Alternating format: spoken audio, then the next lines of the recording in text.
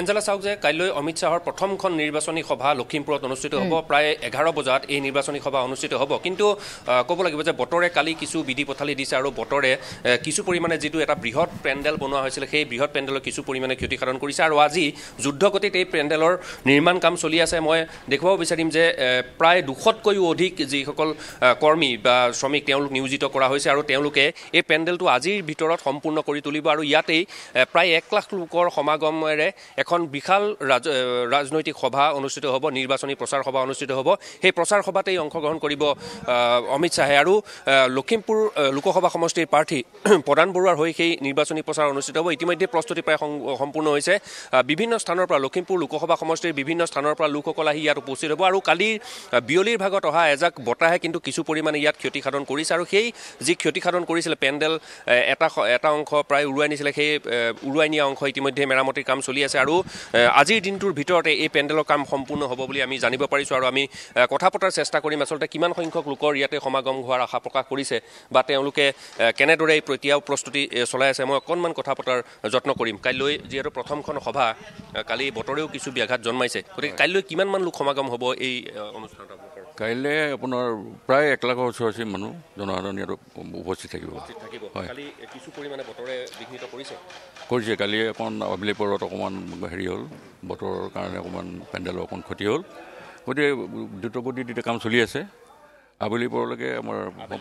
আজি পেণ্ডেল সম্পূৰ্ণ প্ৰস্তুতি হৈ যাব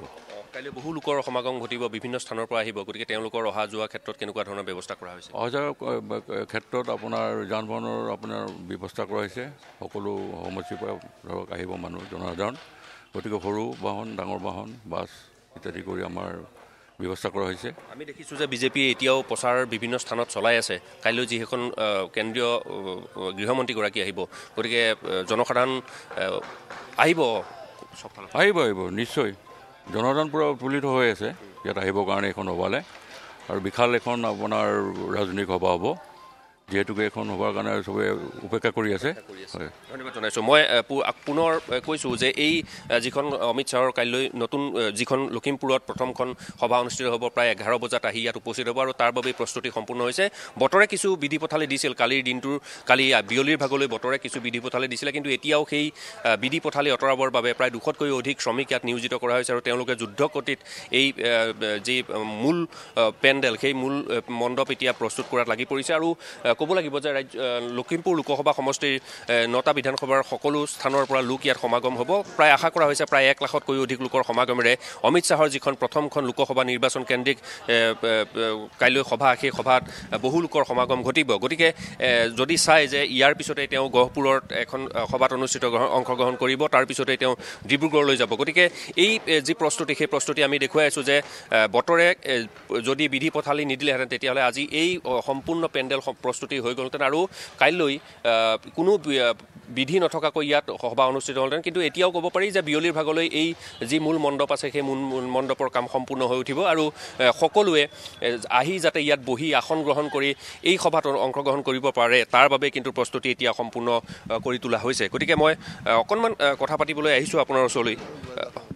অকণমান জানিব বিচাৰিছোঁ যে কিমানমান লোকৰ সমাগম হ'ব পাৰে কাইলৈ আমাৰতো 1 লাখ মানটো মানুহ হ'ব 1 লাখ হৈ যাব 1 লাখ বিভিন্ন স্থানৰ পৰা আহিব সব জেগাৰ পৰা আহিব আমাৰ যিমান ওচৰৰ পাজৰৰ যিমান হেৰি আমাৰ সমষ্টি আছে চব সমষ্টিৰ পৰা আহিব জনাই পাদৰি অমিত শ্বাহৰ প্ৰথমখন কাইলৈ এখন ৰাজনৈতিক সভা বিজেপিৰ যিসকল লোক আছে তৃণমূল পৰ্যায়ৰ পৰা সকলো আহিব চব উৎসাহত আছে সকলো আহিব যিমান বৰষুণ দিলেও আহিব বতাহ দিলেও আহিব ৰ'দ দিলেও আহিবই মানুহ কালি বতৰে কিছু ব্যাঘাত জন্মাইছে অকণমান কালি জন্মাইছিল অলপ জন্মাইছিলে এতিয়াতো এইটোতো কোনো ৰখাব নোৱাৰে নেচাৰেল কথা বৰষুণ আহি গ'ল পেণ্ডেলো আমাৰ অলপ খেলি মেলি হৈছিলে কিন্তু ঠিক হৈ যাব এতিয়া হৈ যাব আজি ৰাতিলৈ হৈ যাব আমাৰ এক কথাত এঞ্জেলা যদি চাই যে যিসকল বিজেপি কৰ্মী আছে বা তেওঁলোকে এই সভাক লৈ তেওঁলোক ব্যস্ত হৈ আছে তেওঁলোকৰ এটাই কথা যে আজিৰ বিয়লি ভাগলৈ এই যি মূল মণ্ডপ আছে সেই মূল মণ্ডপ সম্পূৰ্ণৰূপে সাজু হৈ উঠিব আৰু ইয়াতেই কাইলৈ 11 বজাত আহি গৃহমন্ত্ৰীগৰাকীয়ে তেওঁলোক ইয়াতে ৰাজ্যক যি ভাষণ প্ৰদান আমি আপোনাক ধন্যবাদ জনাইছোঁ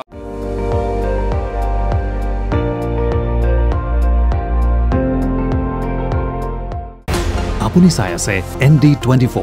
সৰ্বশ্ৰেষ্ঠ নহয় সৰ্বোত্তমৰ দৌৰ